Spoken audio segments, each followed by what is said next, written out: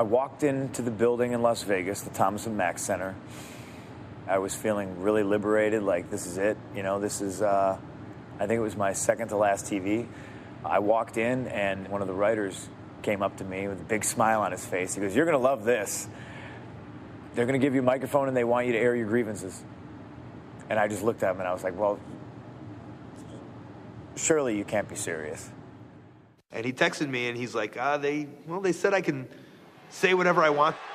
And all he's ever asked for is that microphone. That's all he's ever really, he's told me, he's just like, even 5 years later, he's like, all I want is that microphone, that opportunity.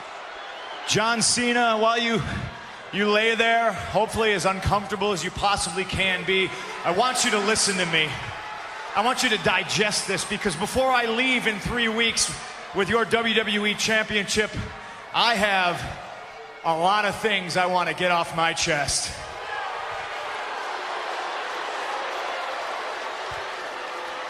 I don't hate you, John. I don't even dislike you. I do like you. I like you a hell of a lot more than I like most people in the back. I hate this idea that you're the best. Because you're not. I'm the best.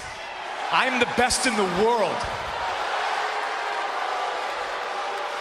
There's one thing you're better at than I am, and that's kissing Vince McMahon's ass. You're as good as kissing Vince's ass as Hulk Hogan was. I don't know if you're as good as Dwayne, though. He's a pretty good ass kisser. Always was and still is. Oops, I'm breaking the fourth wall. I am the best wrestler in the world. I've been the best ever since day one when I walked into this company.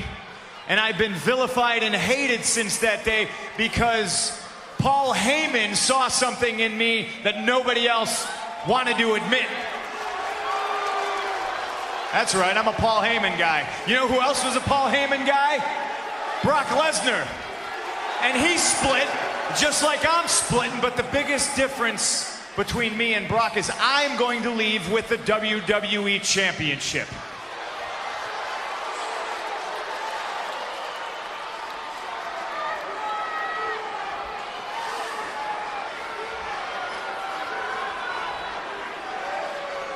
I've grabbed so many of Vincent K. McMahon's imaginary brass rings that it's finally dawned on me that they're just that. They're completely imaginary.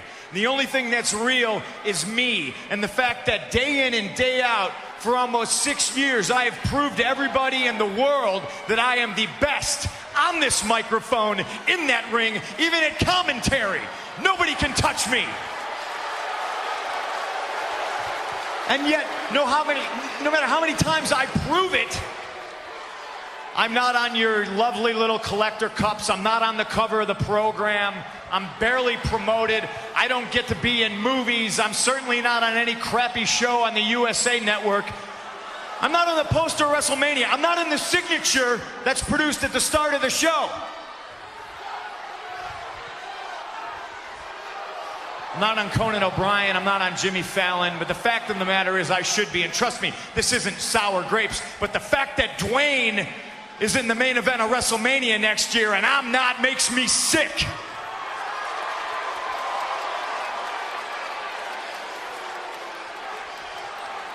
Oh, and hey, let me get something straight. Those of you who are cheering me right now, you are just the biggest part of me leaving as anything else. Because you're the ones that are sipping out of those collector cups right now.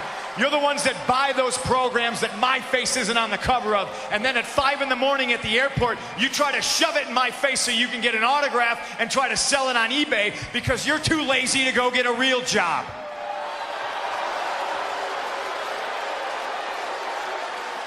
I'm leaving with the WWE Championship on July 17th, and hell, who knows, maybe I'll go defend it in New Japan Pro Wrestling.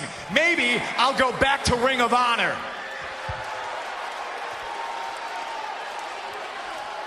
Hey, Colt Cabana, how you doing?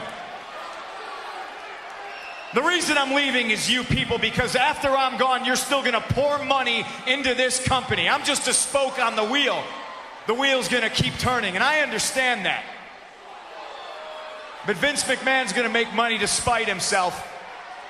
He's a millionaire who should be a billionaire. You know why he's not a billionaire? It's because he surrounds himself with glad-handing, nonsensical, douchebag yes-men like John Laurinaitis, who's going to tell him everything that he wants to hear. And I'd like to think that maybe this company will be better after Vince McMahon's dead. But the fact is, it's going to get taken over by his idiotic daughter and his doofus son-in-law and the rest of his stupid family. Let me tell you a personal story about Vince McMahon, all right? Can we do this whole bully campaign?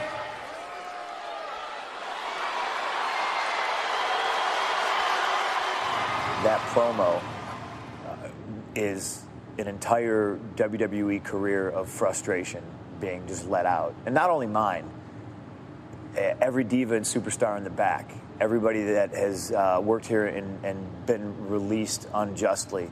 I think everybody who's ever worked here on any level has felt the frustration. And you know, it was almost the start of a revolution. I mean, the feedback I got from that promo alone, just that night, was overwhelming.